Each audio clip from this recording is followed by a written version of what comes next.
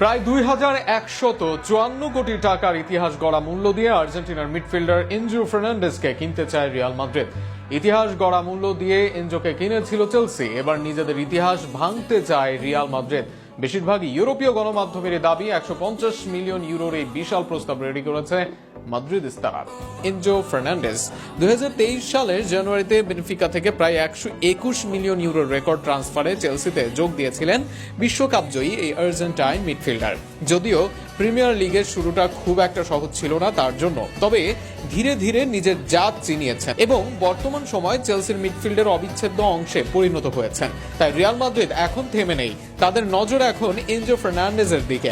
Spanish গণমাধ্যমের বরাতে জানা গেছে, এনজো ইতিমধ্যে রিয়ালের প্রস্তাবে মৌখিকভাবে সম্মতি দিয়েছেন। সূত্র বলছে, রিয়াল মাদ্রিদ 150 মিলিয়ন ইউরোর বিশাল এক প্রস্তাব নিয়ে এগিয়ে আসতে প্রস্তুতি নিচ্ছে, যা বাংলাদেশি টাকায় 2154 কোটি টাকারও বেশি।